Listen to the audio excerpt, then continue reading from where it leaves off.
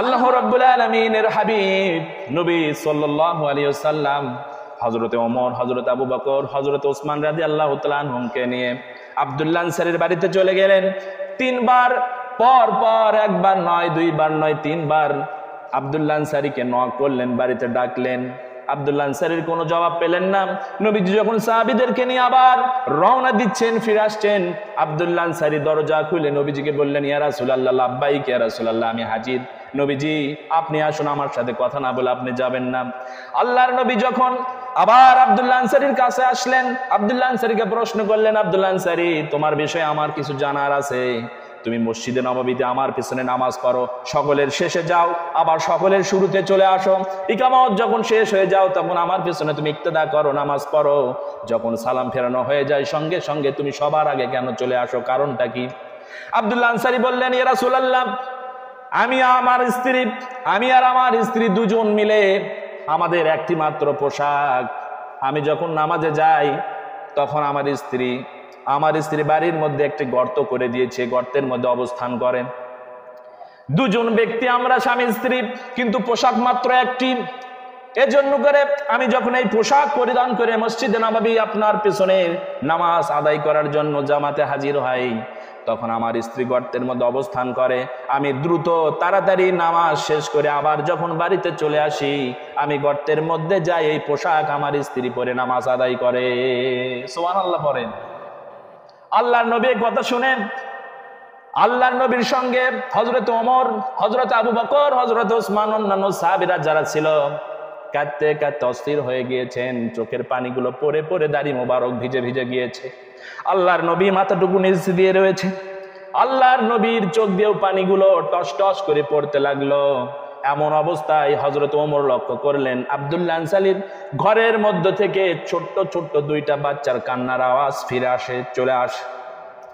হযরত ওমর রাদিয়াল্লাহু তাআলা আনহু লক্ষ্য করলেন কারা কাদের।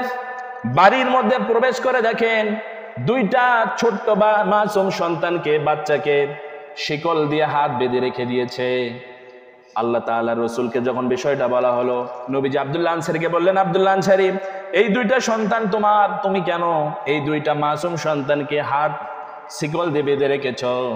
আব্দুল্লাহ আনসারী কেঁদে কেঁদে বললেন, ইয়া রাসূলুল্লাহ, আমার বাড়ির পাশে একটা খেজুরের গাছ, এই খেজুরের গাছটি একটি ইহুদির খেজুরের গাছ।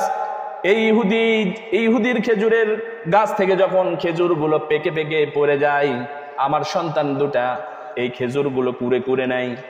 ইয়া রাসূলুল্লাহ, ইহুদির গাছের খেজুর আমার ছেলেরা টোকায়া টোকায়া নেয়, কুড়ে কুড়ে নেয়। কিয়ামতের দিন এটার জন্য করে যদি ইহুদি আমাকে দায়ী করে, আমি কি জবাব দেব? এর জন্য করে আমি আমার সন্তানকে এই খেজুর খাওয়া থেকে বিরত রাখার জন্য করে লোহার শিকল দিয়ে বেঁধে রেখেছি। সুবহানাল্লাহ। আল্লাহর নবী ঘটনা শুনে সাহাবীদের উদ্দেশ্যে বলেন, ও সাহাবীরা, তোমরা কে আসো? ইহুদির কাছ থেকে এই গাছটি আব্দুল্লাহ আনসারী উপহার দিতে পারবে, ক্রয় করে দিতে পারবে।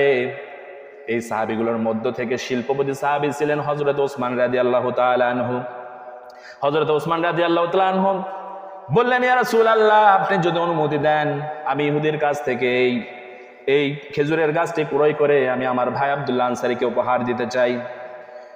হযরত ওসমান রাদিয়াল্লাহু তাআলা আনহু এরপরে ইহুদির কাছে চলে গেলেন, বাড়িতে নক করলেন। ইহুদি বের হয়ে আসলেন, বললেন, ভাই, ওই খেজুরের গাছ কি তোমার? আব্দুল্লাহ আনসারীর বাড়ির পাশে খেজুরের গাছ কি তোমার? তুমি কি মালিক? ইহুদি বললেন, হ্যাঁ আমি মালিক। বললেন, এই গাছটি বিক্রি করবা কিনা বলো? ইহুদি বললেন, লাভ যদি হয় বিক্রি করব। হযরত ওসমান রাদিয়াল্লাহু তাআলা আনহু বললেন, কত টাকা চাও? কি লাভ হলে তুমি বিক্রি করবে? হযরত ওসমান রাদিয়াল্লাহু তাআলা আনহুর প্রস্তাব শুনে ইহুদি বললেন, আমি এই একটি গাছের পরিবর্তে 100টি গাছ চাই। হযরত ওসমান রাদিয়াল্লাহু তাআলা আনহু বললেন, ভাই, তুমি 100টি কেন? তুমি যদি বলতে 1000 গাছের বিনিময়ে একটি গাছ দিব, আমি আল্লাহর নবীর সাহাবী হযরতে ওসমান এই প্রস্তাব গ্রহণ করতেও আমি দ্বিধাবোধ করতাম না। সুবহানাল্লাহ পড়েন। এরপর আল্লাহ রাসূলের এই সাহাবী হযরত ওসমান রাদিয়াল্লাহু তাআলা আনহু, জিন্নুরাইন বলা হয়, আল্লাহ রাসূলের দুইটা মেয়েকে হযরত ওসমানের সঙ্গে বিবাহ দিয়েছিল, এই জন্য কে জিন্নুরাইন বলা হয়। সম্মানিত উপস্থিতি, এই 100টি গাছের বিনিময়ে একটি গাছ ক্রয় করলেন, ক্রয় করে এটার মালিকানা দিয়ে দিলেন আব্দুল্লাহ আনসারীকে। সুবহানাল্লাহ বলেন। আব্দুল্লাহ আনসারীর সন্তানেরা সেই গাছ থেকে এখন নির্দ্বিধায় নির্দ্বিধায় খেজুরগুলো খাওয়া শুরু করে দিল। সম্মানিত উপস্থিতি, সাহাবীদের ত্যাগ তিতিক্ষা আল্লাহ তাআলা কোরআনে বলেছেন, কুল ইন্না সলাতি ওয়া নুসুকি ওয়া মাহইয়ায়া ওয়া মামাতি লিল্লাহি রাব্বিল আলামিন। আল্লাহ বললেন, বলো আমার নামাজ, আমার কুরবানি, আমার জীবন, আমার মরণ সব আল্লাহর জন্য। তাহলে এখান থেকে আয়াতের প্রেক্ষিতে দুইটা বিষয় ফুটে ওঠে। আমরা যারা নামাজ পড়ি, সব নামাজগুলো আল্লাহকে সন্তুষ্টি করার উদ্দেশ্যেই হতে হবে, আল্লাহর নৈকট্য লাভের উদ্দেশ্যে করতে হবে। আর কুরবানি যেটা করব, কুরবানি বলতে শুধুমাত্র বছর অন্তর একদিন গরু কুরবানি করা নয়। আপনি মসজিদের উন্নয়নের জন্য করে 500 টাকা দিবেন, এটাও তো কুরবানি। আমরা এই যে আজকে জুমার নামাজ ফরজ শেষে 5 টাকা 10 টাকা যে যা পারি 10 টাকা 5 টাকা করে যেটা দিব, এটাও কুরবানি। তাহলে এটা কার জন্য দিচ্ছেন? কমিটির ব্যক্তিরা আপনাদেরকে সাবাস বলবে, এরকম কি উদ্দেশ্য? উদ্দেশ্য একটাই, আল্লাহর সন্তুষ্টি।